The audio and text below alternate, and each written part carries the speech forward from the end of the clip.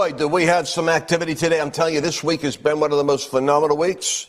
And we have to take a look at exactly how America is handling its moment on the world stage. Of course, we covered last week the historic ascent up the hill of the Lord as Biden went up and mounted onto Air Force One and slipping and sliding as he went. And the whole world now is looking at this American administration. First, you have to understand this. The world is looking at America as though it should have had Donald Trump as president because he was so tough on them. Russia's thinking that, Iran's thinking that, China's thinking that, North Korea's thinking that.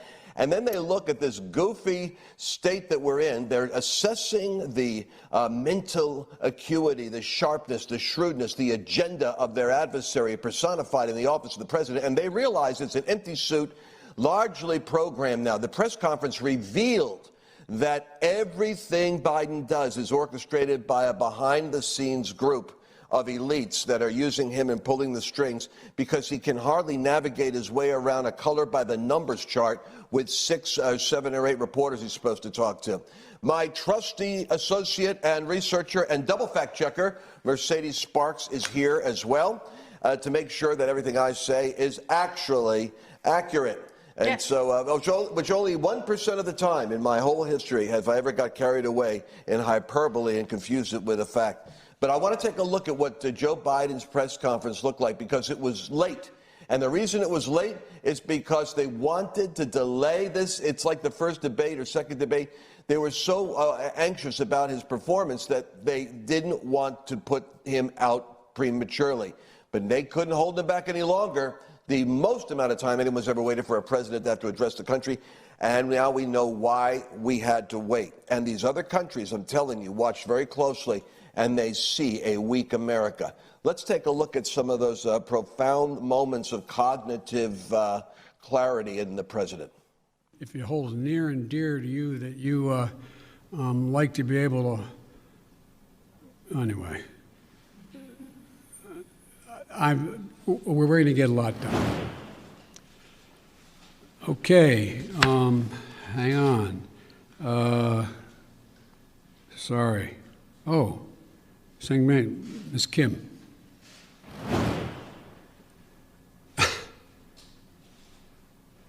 We'll commit to transparency, and as soon as I am in a position to be able to implement what we're doing right now.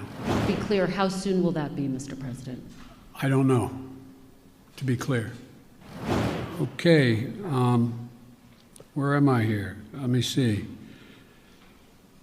Caitlin? My predecessor. Oh, God, I miss him. Man, don't we all? Don't we all miss a predecessor? Hey, Lance, I got to tell you, like that one line where it's like, to be clear, I don't know. It's like a Michael Scott line from The Office. Like, I feel like I'm at Michael Scott's, in Scranton there. Also, I want to tell everybody, because I know there's a lot of you that just tuned in over from War Room. I'm over here in the comments, so tell me what you think about the show and what Lance is talking about. So just wanted to remind everybody. Yes, exactly right. Action, action, action. And it's true. The group that we have, the people that we have in the Real America's Voice audience are the sharpest, most educated group in the country. I mean, the reason why I wanted to be around this show is because I was watching War Room and I was getting my media, clarity from hearing them challenging what was going on.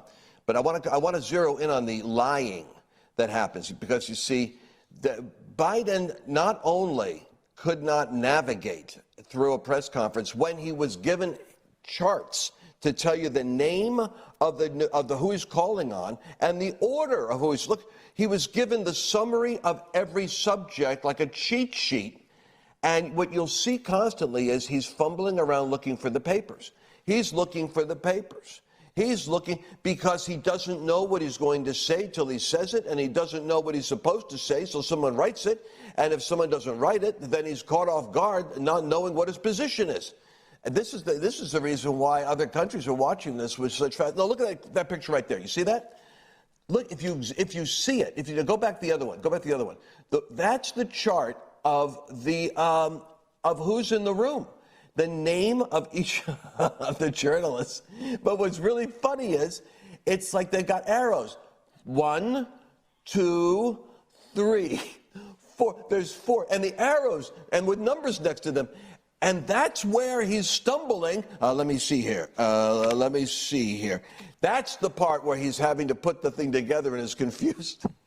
It would be funny if it wasn't so serious. All right, so the fact-checking has to come out on what he said, because these people, I'm telling you, the deception, the art of duplicity is practiced with such skill, almost genius in media and the White House these days. Let's fact-check the fact-checkers. So what do we got? Let's go to some of these facts. So I want to focus in right now on the argument that Biden has about the filibuster. So he is definitely wanting to overturn the checks and balances that are in the Senate. You understand the Senate is 50-50. It's balanced on a knife's edge. And the Senate is there so that radical propositions such as we're going to overhaul all voting in the United States. We're going to have infinite ballots and no one needs to give an ID. We're an open society. That kind of legislation will permanently destroy America. So the Senate was designed to be a deliberative, contemplative, debating society with 6-year cycles in office so that they could have level heads and think long term. The filibuster is an artifact that came out of the need for that collaboration. Understand these words. Filibuster means that if 50% of the Senate feels like it's not a good policy for the country, there's a process for them to tap the brakes, and let's debate, and let's move this up to maybe 60 votes are needed to get this thing moving forward. Now, Biden lied. He made it sound, and this is what makes me so furious with Democrats.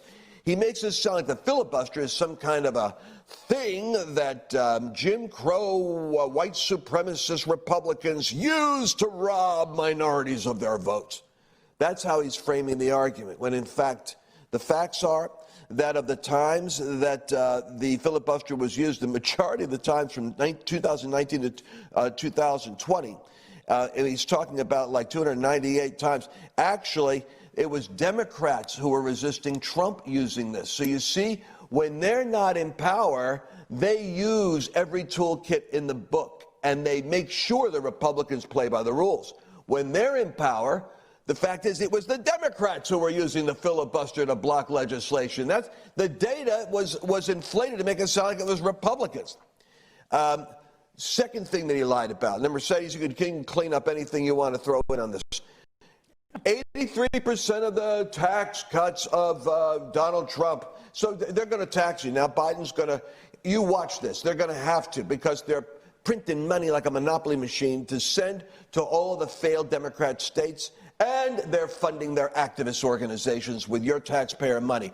We had $800 billion with Obama. Do you remember the big debate, the meltdown, the argument over $800 billion bailout for the big banks and financial institutions, 2008?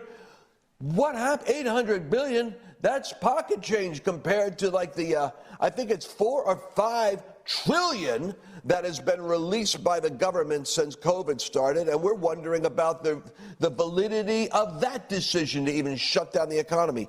But Biden lied. 83% of Trump's tax cuts went to the top 1%.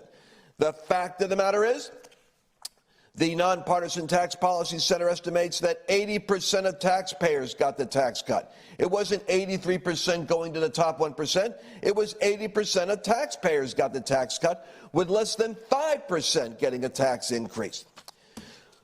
When Biden talks about we're now reopening all the schools, so 50% of those schools are back, and that's what we're doing.